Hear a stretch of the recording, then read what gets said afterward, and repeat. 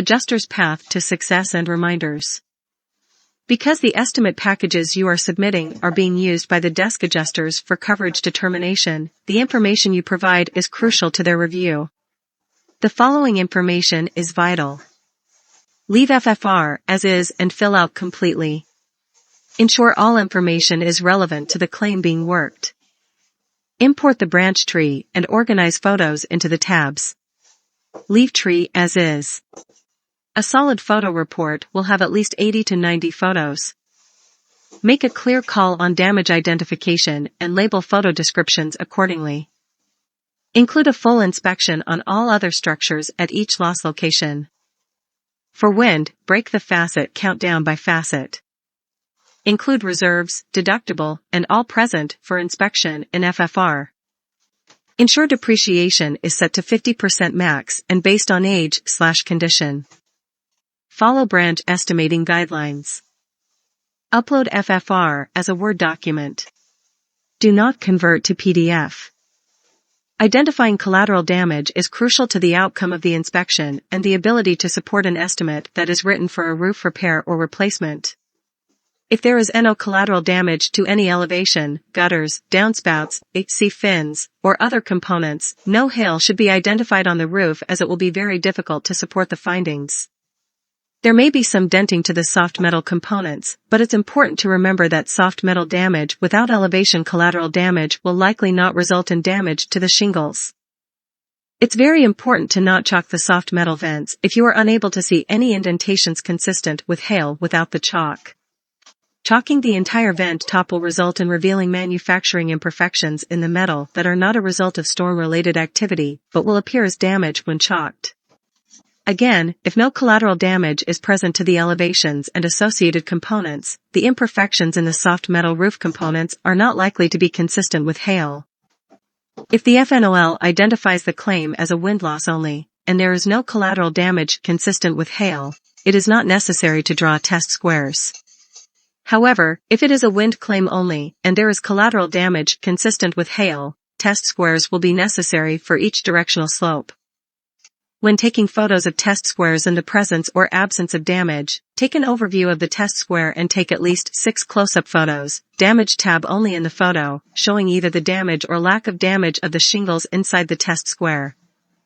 Do not write the damage count on the roof. Include the damage counts in the photo description and in the first and final report. Take at least 2 overview photos of each slope, making sure all components present on each slope are in at least one of the photos. This will help with identifying the component locations, if necessary. Chalk the wind-damaged shingles and take an overview of the slope with the chalk marks.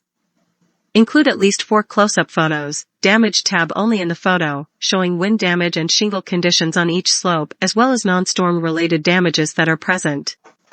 Always break the counts down by facet. If no damage is present, include photos showing the shingle condition in the absence of damage and label the description as no storm-related damage found.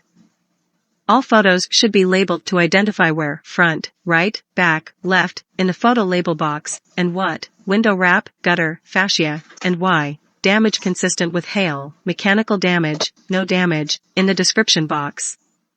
X, right elevation, fascia, damage consistent with hail, back slope, exhaust vent, no damage. An unlabeled photo is incomplete.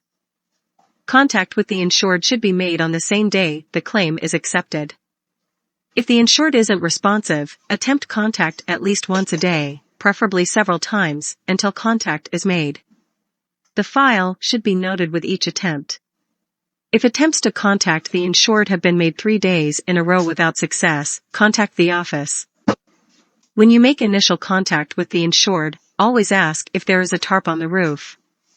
If there is, let the insured know that they will need to have the tarp removed prior to the inspection so any damages can be seen. As an adjuster for branch, tarp removal and replacement are the responsibility of the insured, not the adjuster. If scheduling the tarp removal is going to cause the inspection appointment time to be delayed and rescheduled, make a work note in the file and contact the office so the reason for the delay can be documented directly with branch. Additional information. Cover. Sign in with your pilot credentials. First thing you do at the property is get the request for the report submitted. Be sure to include pilot IOD and the dimensions of the front door in the text box that's provided for requesting reports in the Hover app. Scheduling. Always call the insured and schedule the inspection. Always update the Service Now app with the inspection date and time. Be sure to update the app for any changes in scheduling and include the reason. Inspection. Inspection is mostly the same as an Allstate inspection. Main differences. We identify and label damage that's related to hail/wind. Include damage counts for wind/hail in the photo description and the first and final report.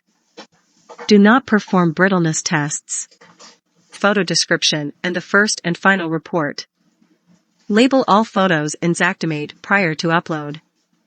Documents. There are 5 main documents needed for working branch claims. Final draft with removal of depreciation. Rough draft. Photo sheet. First and final report. Billing sheet. Billing. Billing is going to be handled by filling out the Smartsheet form provided via link.